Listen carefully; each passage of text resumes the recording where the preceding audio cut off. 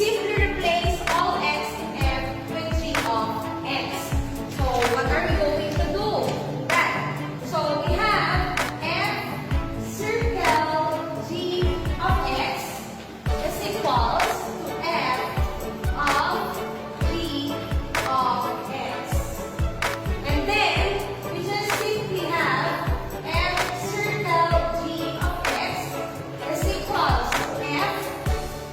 Then the value of our g of x, which is 2 minus x to the power of 2. So we have now f circle g of x. In this case now, we're going to substitute for the value of our f of x. So we have 3x minus 5. So we have 3 times, of course, just replace our x with the value of our g of x. So we have 2 minus x to the power of 2 minus 5. And then after that, what are we going to do? We're going to simplify our answer. So we have f circle g of x is equals to, let us have the distributive property. So we have 3 times 2 is 6. 3 times negative x to the power of 2 is negative 3x to the power of 2. Then just bring down negative 5. And then let us combine all the similar terms. So we have f circle g of x is equals to negative 3x to the power of 2 minus 5 plus 6. And then we have f circle g of x is equals to negative 3x to the power of 2 plus 1. So therefore, f circle g of x is equals to negative 3x to the power of 2 plus 1. Okay, after discussing that example, let us have another example. So, for example, we have f of x is equals to x to the power of 2 plus 3x minus 1. Then, our g of x is equals to x minus 2. So, same process of what we are going to do. So, we have circle g of x is equals to f of g of x.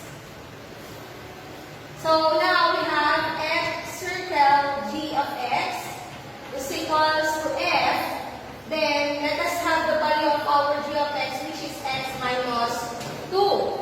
And then, we have f circle g of x is equals. Let us have now the value of our f of x, which is x to the power of 2 plus 3x minus 1.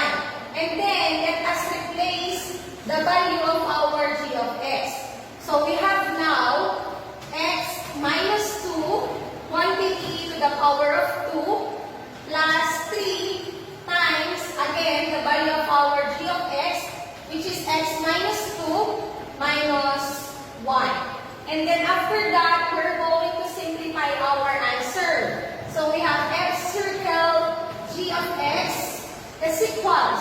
Since we have here 2, so we are going to square our given. So this will become x to the power of 2 minus 4x plus 4. What did we do here is we just simplified by squaring our binomial. Then, using again the distributive property, we're going to have 3 times x is 3x. Then 3 times negative 2 is negative 6 minus 1. And then afterwards, we're going to combine all the similar terms. So we have x squared minus 4x plus 3x plus 4 minus 6 minus 1. So we have here x squared, negative 4x plus this is 3x, and then positive 4, negative 6, and negative 1.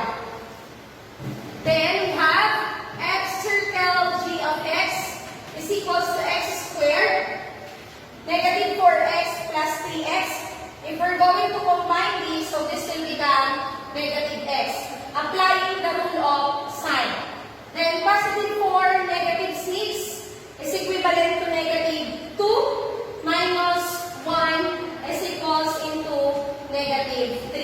So therefore, f circle g of x is equals to x squared minus x minus 3. So I hope that using this example, you learned about the composition of functions. And for the next time, we're going to discuss about rational functions.